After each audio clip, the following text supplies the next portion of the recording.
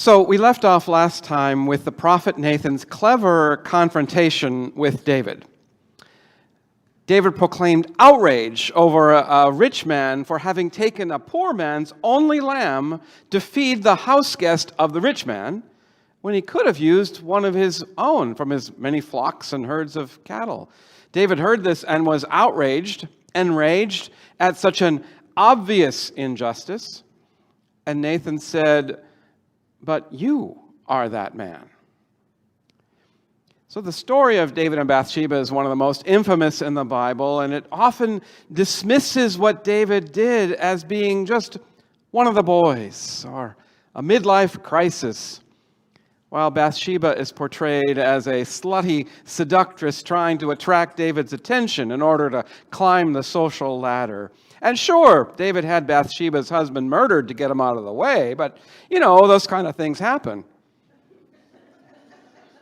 And the gravity of the story is further diminished by calling David and Bathsheba's encounter an affair or adultery instead of sexual assault, which is clearly how Nathan saw it. Because Nathan proclaimed God's judgment for David, trigger warning, was that his wives would be taken from him, given to his friend who would have sex with them in the middle of the street in broad daylight, because David tried to steal, rape, and murder in secret. And it's disturbingly explicit and astonishingly casual about the impact on Bathsheba, not to mention his other wives. And again, it's like, these things happen. When confronted, David acknowledged his sin and was forgiven. And so on one side of this story is forgiveness, a reminder that while forgiveness does not erase what we have done, nor all the memories and pain, yet we are free from forever being defined by what we did. On the other hand, while David acknowledged he sinned against God, notably, he didn't acknowledge any harm to Bathsheba. So as one of our worshipers last week responded very thoughtfully, I can't help but notice a glaring absence: the victims. David gets a stern talking to and then is immediately forgiven. But his child suffers illness and dies for David's actions. But his child is a person. And Bathsheba is a person, and all the people involved in the care and love of that child are people. Where is their love and forgiveness? David gets to keep his wives, kingdoms, and palaces, and gets off pretty scot-free. And then she made this brilliant analogy. Imagine David and Bathsheba get in a fender bender. David is in his big luxury SUV and rear-ends Bathsheba's old Prius at a stoplight. And Bathsheba's Prius is totaled. David's SUV has a dent, but it's otherwise fine. And David gets a stern talking to by God and has to live forever with a dent in his car. But he's forgiven and moves on. Bathsheba can't get to work. She can't make money and can't afford her child's medical bills. God's forgiving David doesn't fix her car or bring her child back to life. She still has to deal with the consequences of David's actions, certainly more than he does. Absolutely correct and brilliant. And so she then asks, well, what about everybody else? Does all their suffering and trauma suddenly go away because God forgave David? Sorry about the destruction of your lives and the trauma you'll carry for the rest of your life, but God forgave me, and so it's all good. Victims, collateral damage in the perpetrator's story is something that happens all too frequently. Where is their justice? Where is justice for Bathsheba?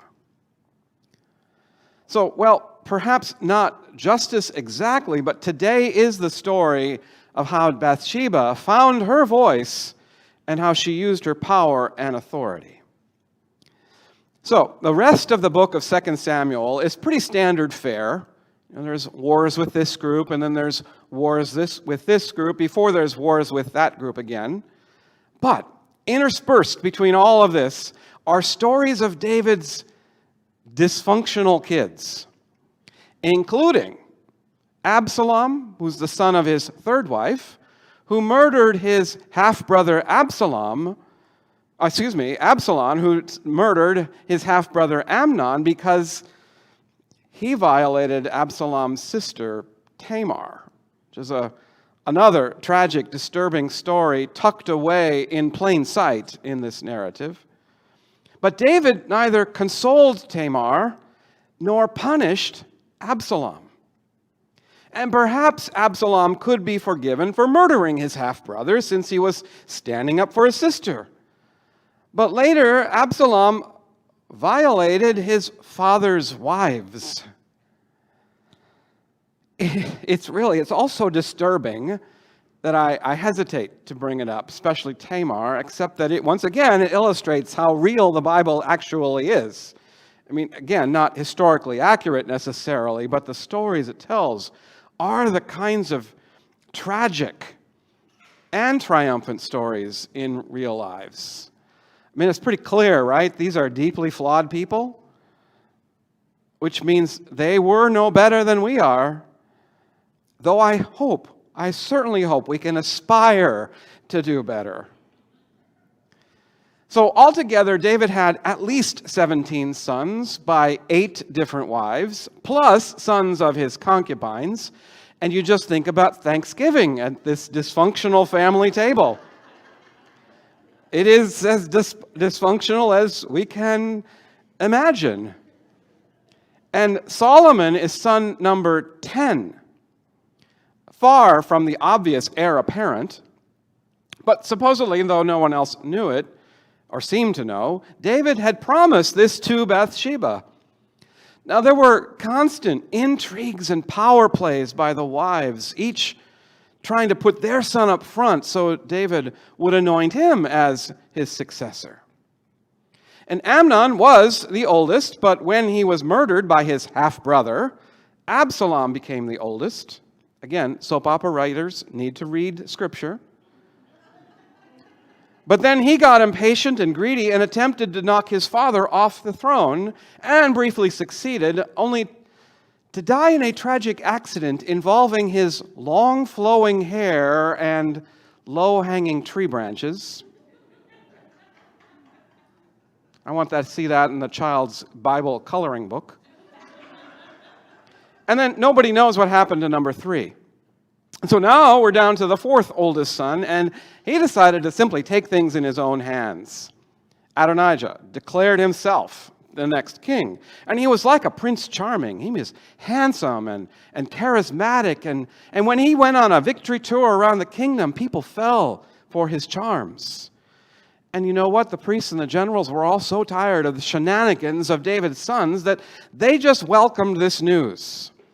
And then to secure his place, Adonijah held a great feast for all the most important people who addressed him as the king of Israel. And that might have been it. But Bathsheba was not going to let it be it. She had a plan and went to David to tell him what was going on behind his back. Now, by this time, as you heard, David was an old man. And he's described as so old. How old is he? He's so old he could never get warm, even under a pile of blankets. And so their solution, we skipped over this part, the solution was to find the most stunningly beautiful woman in the entire kingdom to lay in the bed with him. And they add some very odd and seemingly unnecessary details, but concludes, but they didn't have sex, which is TMI. I did not need to know that. Neither did you, but it kind of juices up the story a bit. Bathsheba's plan, she went to David and told him what was going on. You know, the banquet and the priests and generals calling his son king. And with lots of flattery and strategy, she told him that Solomon, who at this point is still a teenager, She told him that Solomon wasn't even invited to the banquet, but you promised me he would be the next king. And she played up the way that David was being so disrespected in order to generate sympathy and outrage. And then she summoned Nathan, and he asked innocently, "Have you named Adonijah as the king? Well, why didn't you tell me?" Perfectly executed plan. David immediately called for his officials, told them to take Solomon to the sacred site in the Kidron Valley and immediately anoint him king, then blow the trumpet and proclaim all over Israel, "Long live King Solomon." When Adonijah found out, he knew his goose was cooked. He could be executed for treason. And so he fled to the tabernacle and held onto the altar where he could not be touched. And finally let go when Solomon promised to spare his life.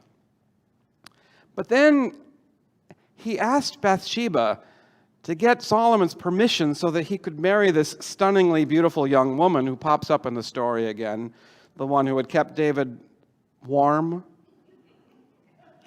Now, why he asked for this, I don't know, but such a request was as good as making a claim on the throne.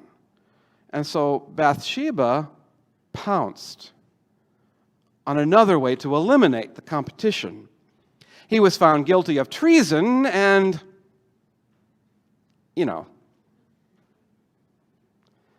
Bathsheba found her voice. And she used what little power and authority she could muster. She may have been victimized, but she was never, forever, a victim. Though we may ask once again, what about the other people? And we're back to a question we asked a few weeks ago. Is there anything redemptive in this story? Or is this simply the story of how Solomon rose through his dysfunctional family to become the unlikely new king? And we'll learn more about him next week.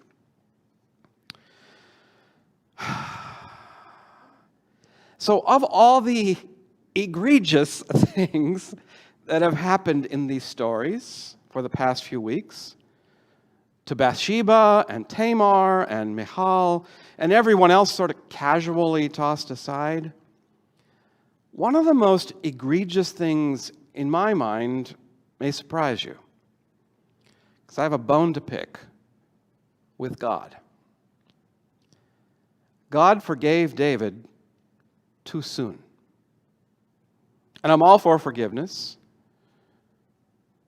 But it often has led to some really bad news for victims, especially victims of abuse. People told to forgive their abusers, whether spouses or parents, priests and ministers, strangers. God forgave them. Why can't you? Just get over it. Disrespectful, of course, and harmful. God forgave David too quickly, which of course isn't something I can decide.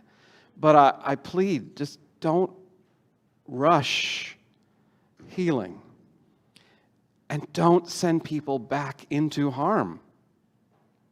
Listen. Don't dismiss them or offer excuses like all the terrible things, horrible things said about Bathsheba.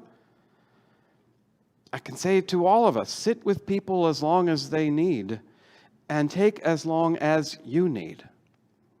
Because it's like grief. You hold out hope, but you don't demand a timetable. And perhaps the good news of God forgiving David so quickly is that forgiveness is not like a checklist. Do this, this, and this, and then it's over. Thank God there is healing. And thank God there is accountability. And there is forgiveness. And there are amends to be made.